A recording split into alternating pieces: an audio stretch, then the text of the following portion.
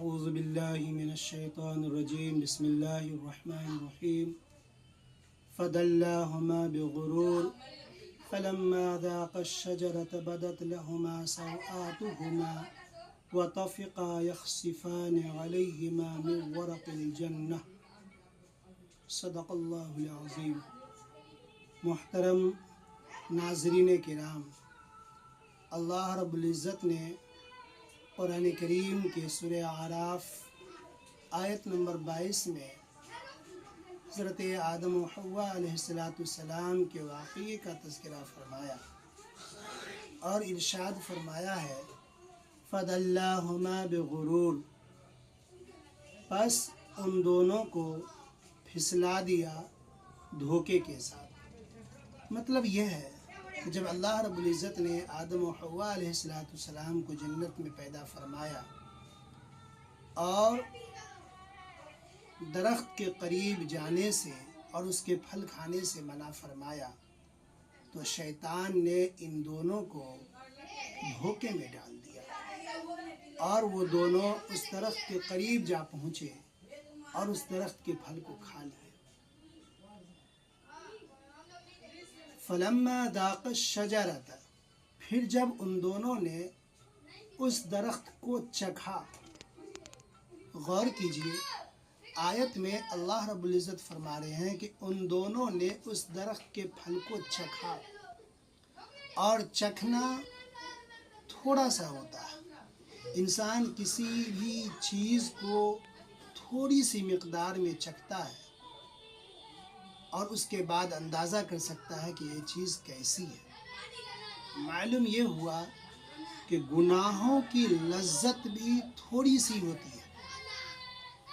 لذت ختم ہو جاتی ہے، لیکن اس گناہوں کی لذت پر جو گناہ ہوتا ہے، جو گناہ ملتا ہے، وہ ہمیشہ باقی رہنے والا ہوتا ہے۔ لہذا انسان تھوڑی سی لذت کی خاطر گناہ کو اپنے سر کے اوپر ہرگز نہ ڈالے۔ مشقت،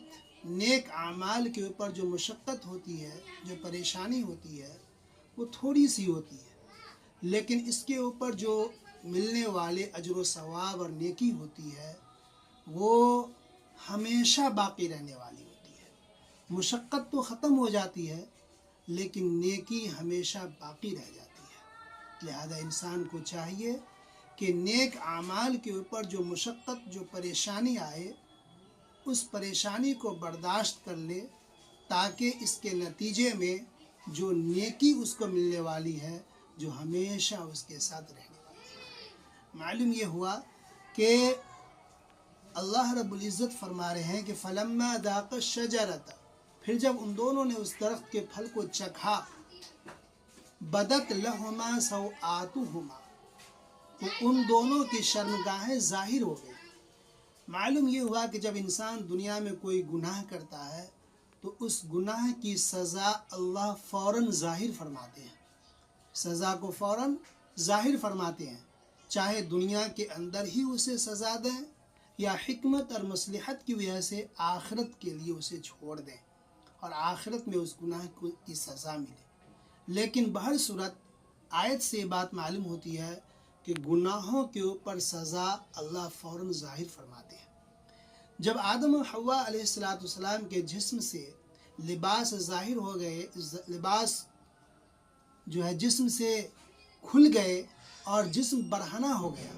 تو آدم و حوا علیہ السلام نے درخت، جنت کے درخت کے پتوں کو اپنے جسم کے اوپر چپکانے لگے اور اس سے اپنے جسم کا پردہ کرنے لگے۔ معلوم یہ ہوا کہ شرم و حیا